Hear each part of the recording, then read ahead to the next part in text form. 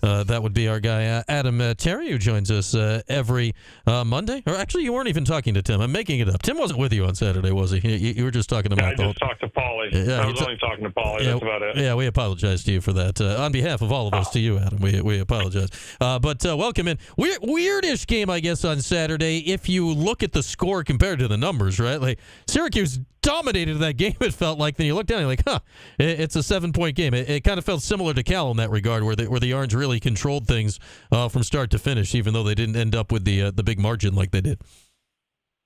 Yeah, no, I think the time of possession has really been instrumental for Syracuse throughout the course of the year. Jeff Nixon's done a great job of really, when you think about Syracuse right now, you think of Kyle McCord and his ability to throw the football down the field.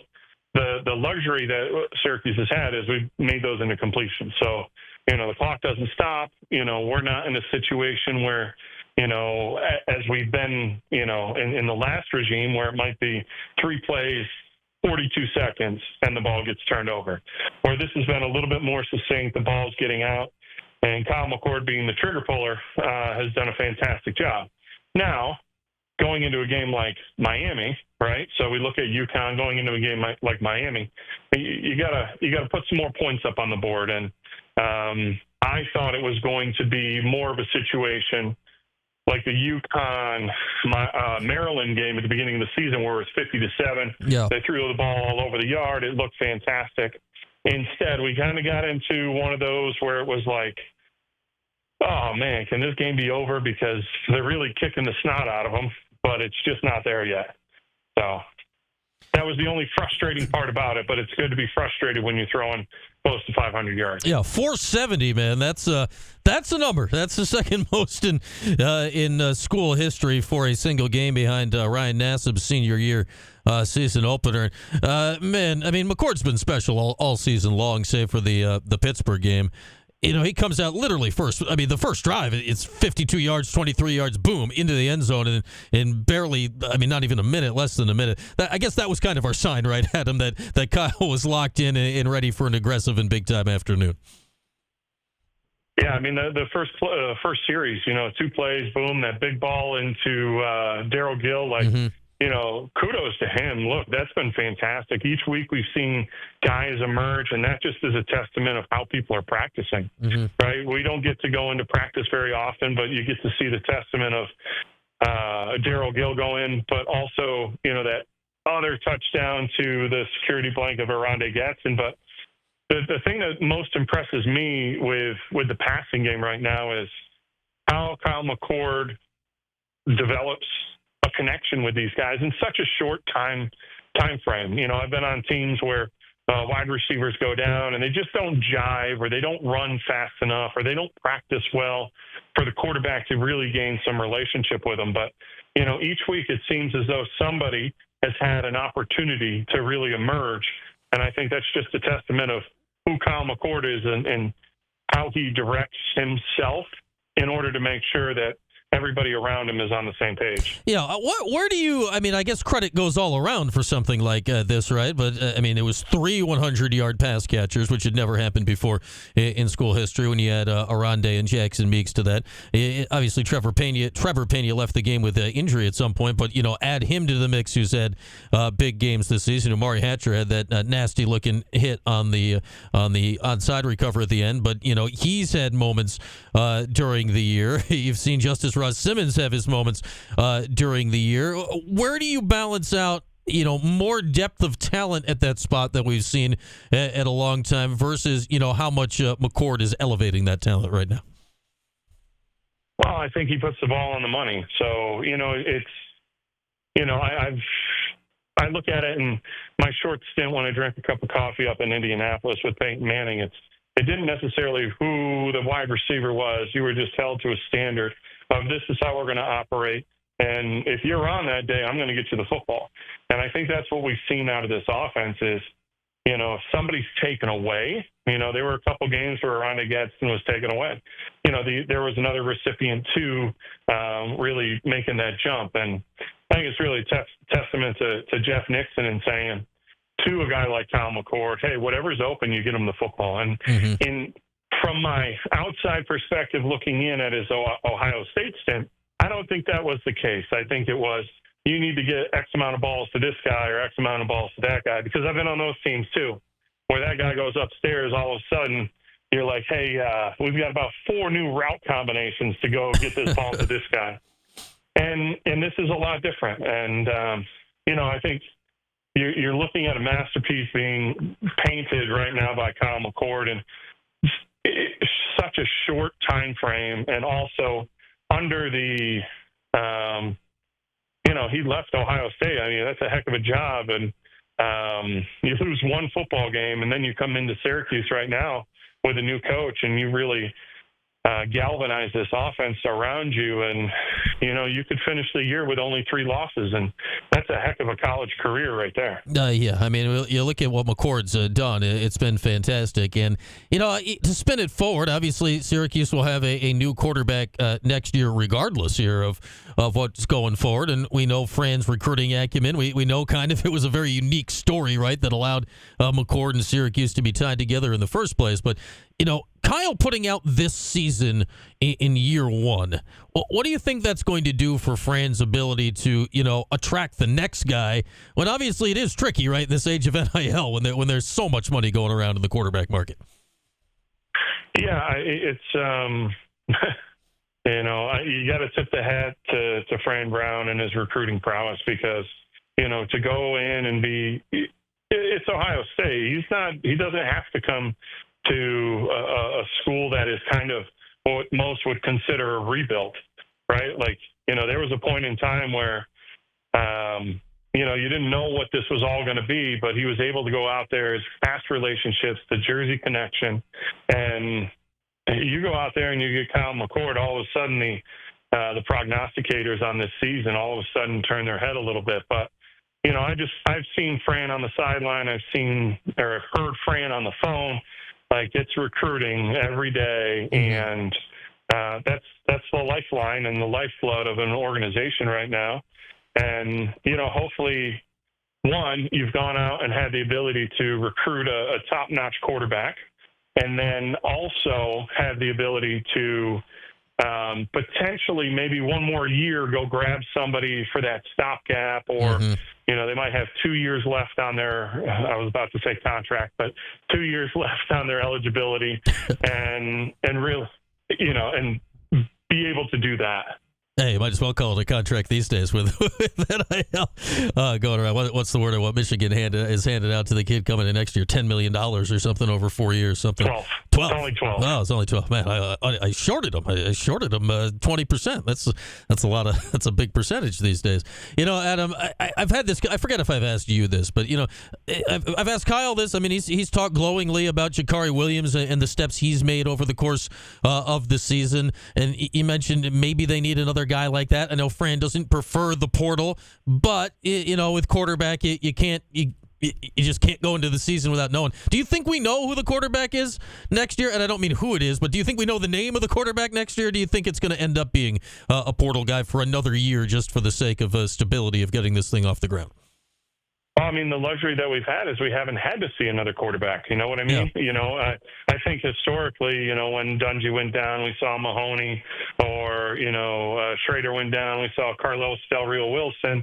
This is one where this is an anomaly for us over the last, 5 to 10 years of not having to see the backup come in. So we really don't know what we have in Michael Johnson Jr. And, as that list kind of goes down, but, with the talent that's at wide receiver position, you'd be crazy if you were in a transfer portal kid to be like, oh, I can throw the ball to that guy and that guy. Okay, that makes my decision a lot easier. Yeah, they let them throw the ball how many times a game? Okay, let's sling it around out there. And this is realistically you played there, Adam, and there all the option-based ish attacks and the freeze option, all that stuff for the years. This is one of the first times that they've really taken advantage of, hey, the game's indoors, right? Sling it around. There is no bad weather out there. Hey, it's a nice thing to have, especially this late into the season. When you're thinking about ground and pound, you think Northeast football, but Ever since even the Dino Babers area is orange is the new fast, we're going to try to sling that thing around. Yep. And you had your moments, but now it's really like, hey, we're going to sling that thing around. You better be ready to go. And if you don't have a pass rusher, we're going to annihilate you.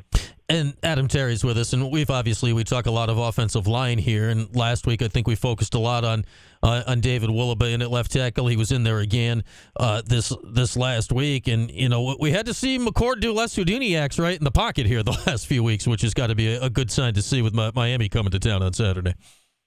Yeah, now it's the real deal. I think when you look at it, Wallabo's kind of stepping into his own. We'll see what January Reed, what occurred to him. He went down during the game. Josh Aloa goes in.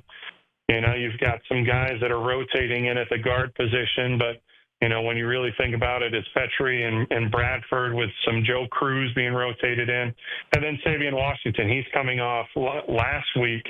The ACC Offensive Lineman of the Week, and those are great accolades. But this one's going to be a little bit more of, hey, how do we have to help? Because these are big-time games, and you're going to go against big-time pass rushers.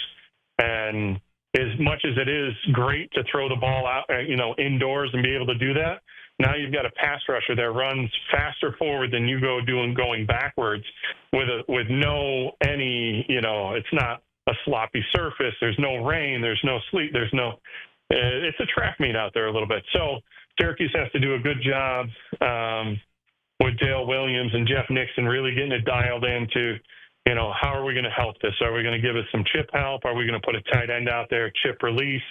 And those are going to be the key ones because you don't want to get behind early on these guys, and you've got to match them point to point.